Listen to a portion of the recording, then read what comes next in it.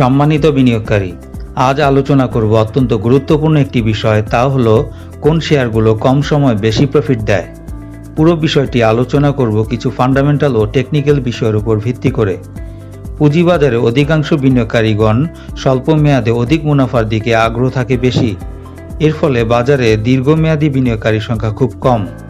অনেকেই আমাকে প্রশ্ন করে থাকেন যে কোন শেয়ারগুলো কম সময়ে বেশি মুনাফা দিবে। তাদেরকে উদ্দেশ্য করে আজ বিষয়টি সহজভাবে ব্যাখ্যা করার চেষ্টা করব। কম সময়ে বেশি মুনাফা অর্জন করতে হলে শেয়ারগুলোর কিছু ফান্ডামেন্টাল ও টেকনিক্যাল বিষয়ের উপর গভীর নজর রাখতে হবে।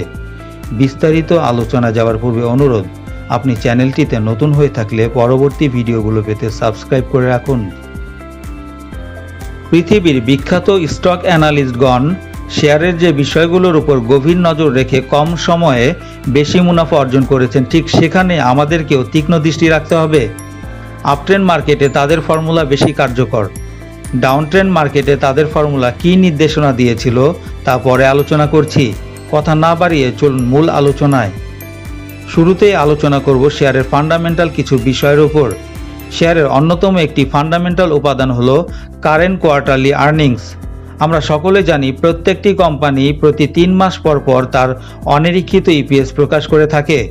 আপনারা চলতি বছরের সর্বশেষ অনিরীক্ষিত কোয়ার্টারলি ইপিএস এর সাথে গত বছরের একই সময়ের কোয়ার্টারলি ইপিএস এর পার্থক্য বের করুন এবং গ্রোথের পরিমাণ বিবেচনা করুন। আপনাদের খুঁজে বের করতে হবে কোন শেয়ারের কারেন্ট কোয়ার্টারলি আর্নিং গ্রোথ গত বছরের একই সময়ের তুলনায় বেশি ভালো। উদাহরণটি লক্ষ্য করুন। এখানে দেখা যাচ্ছে স্কয়ার ফার্মা শেয়ারটির চলতি বছরের সর্বশেষ অনিরীক্ষিত থার্ড কোয়ার্টার ইপিএস ছিল 4 টাকা 36 পয়সা। ঠিক গত বছরে একই সময়ে থার্ড কোয়ার্টার ইপিএস ছিল 4 টাকা 8 পয়সা। সুতরাং দেখা যাচ্ছে গত বছরের তুলনায় এবছর থার্ড কোয়ার্টারে 28 পয়সা বেশি মুনাফা করেছে, যা পজিটিভ গ্রোথ হিসেবে বিবেচিত। এর পাশাপাশি শেয়ারটির চলতি বছরের অনিরীক্ষিত থার্ড কোয়ার্টার পর্যন্ত মোট ইপিএস ছিল 13 টাকা 12 পয়সা। ঠিক গত বছরে একই সময়ে থার্ড কোয়ার্টার পর্যন্ত মোট ইপিএস ছিল 11 টাকা 85 পয়সা। এখানেও দেখা যাচ্ছে গত বছরের তুলনায় এবছর থার্ড কোয়ার্টার পর্যন্ত 1 টাকা 27 পয়সা বেশি মুনাফা করেছে, যা কোম্পানিটির জন্য ভালো একটি পজিটিভ গ্রোথ। এরপর আপনাদের খুঁজে বের করতে হবে শেয়ারের annual earnings growth. Annual earnings growth গত বছরের একই সময়ের তুলনায় বেশি ভালো কিনা। আমরা যদি স্কয়ার ফার্মার অনিরীক্ষিত থার্ড কোয়ার্টার পর্যন্ত মোট ইপিএস 13 টাকা 12 পয়সাকে 3 দ্বারা ভাগ করে 4 দ্বারা গুণ করে সম্ভাব্য ফাইনাল ইপিএসে কনভার্ট করি, তাহলে মোট ইপিএস দাঁড়ায় 17 টাকা 49 পয়সা। গত বছর নিরীক্ষিত ফাইনাল ইপিএস ছিল 15 টাকা 82 পয়সা। সুতরাং দেখা যাচ্ছে গত বছরের তুলনায় এবছর সম্ভাব্য ফাইনাল ইপিএস 1 টাকা 67 পয়সা বেশি আসতে পারে, যা ভালো একটি অ্যানুয়াল আর্নিংস গ্রোথ এর ইঙ্গিত দেয়। আর্নিংস গ্রোথ যত বেশি পরিমাণে থাকবে বিনিয়োগকারীদের জন্য তত ভালো। মনে রাখবেন, যদি আপনার নিকট কখনো কারেন্ট ইপিএস রিপোর্টগুলোতে বড় কোনো অসঙ্গতি অথবা ভুয়া মনে হয়, তাহলে পূর্ববর্তী 3 থেকে 5 বছরের কোয়ার্টারলি ও বার্ষিক আর্থিক প্রতিবেদনগুলো যাচাই করুন। এরপর আপনাদের খুঁজে বের করতে হবে কোম্পানির নিউ প্রোডাক্ট ও সার্ভিস কি আসছে। সেটি হতে পারে নতুন পণ্য, সেবা, সিইও, পর্ষদ কিংবা ইন্ডাস্ট্রির বাস্তবতা, যা কোম্পানিকে আর্থিকভাবে উপকৃত করতে পারে। শেয়ার বাজারে বিনিয়োগকারীরা চিরকালই নতুনত্ব কিছু খুঁজে বেড়ায়। ইন্ডাস্ট্রির চেহারা বদলে দেওয়ার মতো একটি নতুন কোম্পানির প্রতি তাদের আকর্ষণ যেমন বেশি, আবার কোনো কোম্পানি নতুন পণ্য ও সেবার মাধ্যমে নিজেকে নতুন করে আবিষ্কার করলেও বিনিয়োগকারীরা সেটিকে আপন করে নেন। এ নতুনের মাধ্যমে কোম্পানির মৌলভিত্তির মাধ্যমে ব্যাপক উন্নতি করে দেখিয়েছে বিশ্বের হাজারো তালিকাভুক্ত কোম্পানি। অতএব আপনারা কোম্পানির নতুন কোনো প্রোডাক্ট বা সার্ভিসের দিকে নজর রাখুন। উদাহরণ হিসেবে 12/5/2021 ইং তারিখের স্কয়ার ফার্মার নিউজটি লক্ষ্য করুন।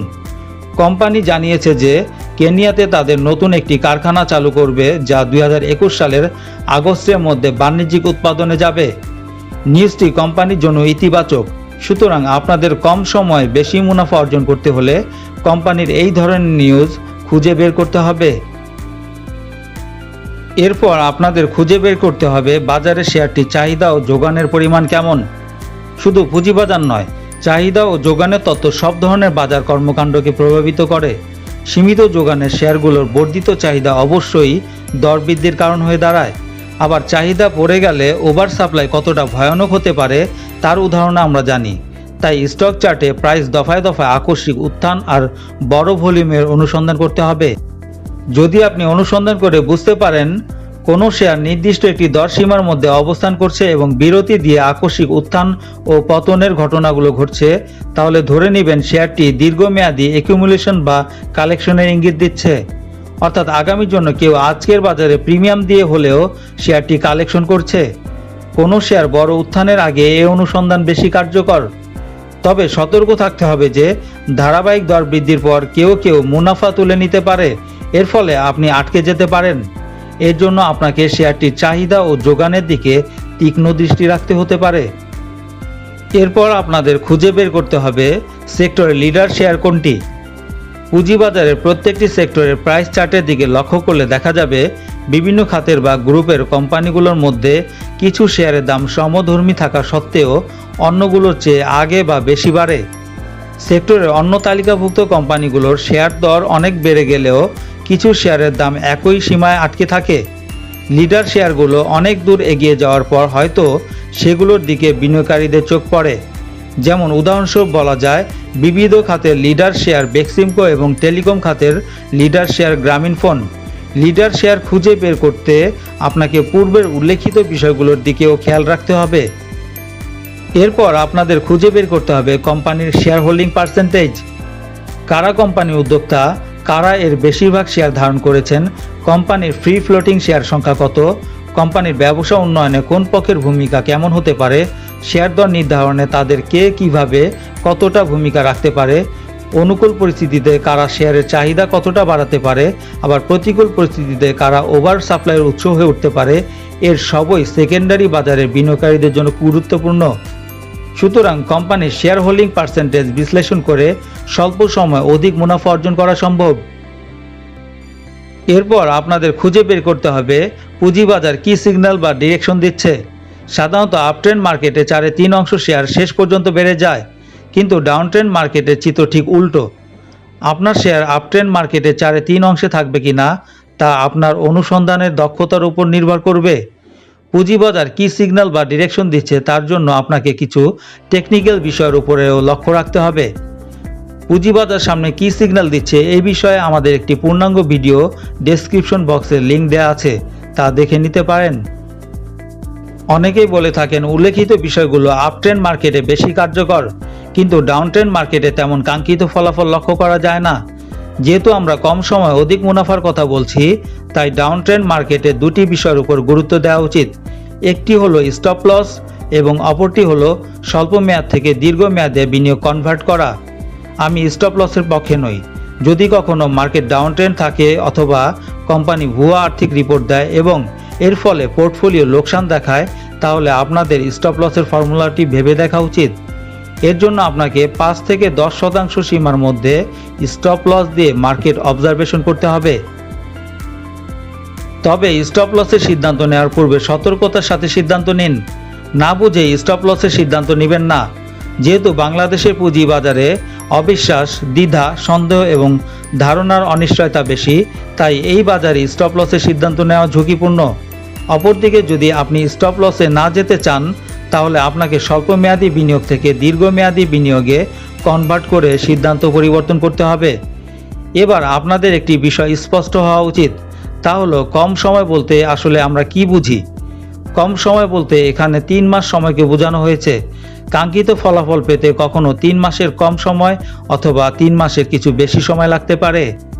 কম সময়ে বেশি মুনাফার জন্য ফান্ডামেন্টাল বিষয়গুলো জানার পর কিছু টেকনিক্যাল ইন্ডিকেটর আপনাকে আরও সাহায্য করতে পারে। চলুন জেনে নেওয়া যাক টেকনিক্যাল ইন্ডিকেটরগুলো। শুরুতেই শেয়ারের RSI ইন্ডিকেটর দেখুন। প্রত্যেক বিনিয়োগকারীর জানতে হবে শেয়ারের প্রবেশ এবং প্রস্থান করার সঠিক সময়। তাই কোম্পানির RSI ইন্ডিকেটরের দিকে নজর রাখতে হবে। গ্রাফটি লক্ষ্য করুন। যখন RSI ওভারসোল্ড লাইন 30 লেভেলের উপরের দিকে আড়াআড়ি ক্রস করে যাবে, তখনই বাই অর্ডার করতে পারেন। অর্থাৎ বুঝতে হবে শেয়ারটি এখন বাই ট্রেন্ডে আছে। এই সময় শেয়ারটিতে এন্ট্রি বা প্রবেশ করা যেতে পারে। অপরদিকে যদি RSI ওভারবট লাইন 70 লেভেলের নিচের দিকে আড়াআড়ি ক্রস করে যাবে, তখন সেল অর্ডার করতে পারেন, অর্থাৎ বুঝতে হবে শেয়ারটি এখন সেল ট্রেন্ডে আছে। এই সময় শেয়ারটি থেকে এক্সিট বা প্রস্থান করা যেতে পারে। এমএফআই ইন্ডিকেটর দেখুন। এমএফআই ইন্ডিকেটর হচ্ছে অনেকটা আরএসআই ইন্ডিকেটরের মতো একটি মোমেন্টাম ইন্ডিকেটর। এখানে গ্রাফটি লক্ষ্য করুন। যখন এমএফআই ওভারসোল্ড লাইন 20 লেভেলের নিচে থেকে উপরের দিকে আড়াআড়ি ক্রস করে যাবে, তখন বাই অর্ডার করতে পারেন, অর্থাৎ বুঝতে হবে শেয়ারটি এখন বাই ট্রেন্ডে আছে। এই সময় শেয়ারটিতে এন্ট্রি বা প্রবেশ করা যেতে পারে। অপরদিকে যদি এমএফআই ওভারবট লাইন 80 লেভেলের উপর থেকে নিচের দিকে আড়াআড়ি ক্রস করে যাবে, তখন সেল অর্ডার করতে পারেন, অর্থাৎ বুঝতে হবে শেয়ারটি এখন সেল ট্রেন্ডে আছে। এই সময় শেয়ারটিতে এক্সিট বা প্রস্থান করা যেতে পারে।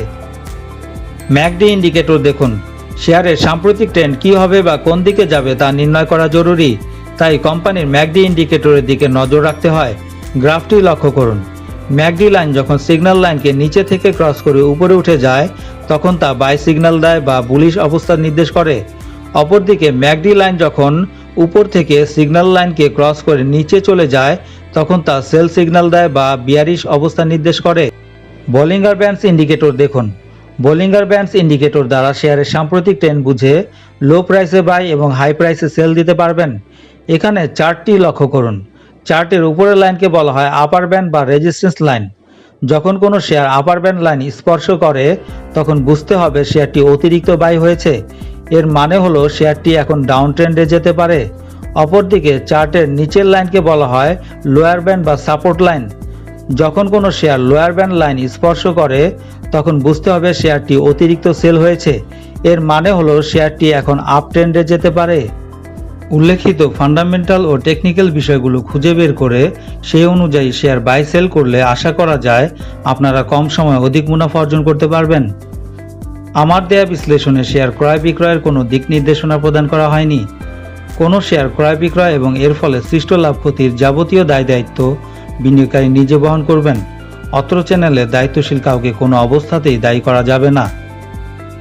শেয়ার বাজার বিষয়ক বিভিন্ন প্রশ্নের উত্তর নিয়মিত পেতে চ্যানেলটি সাবস্ক্রাইব করুন এবং পাশে থাকা বেল আইকনটি ক্লিক করুন। আর লাইক, শেয়ার, কমেন্ট করতে ভুলবেন না।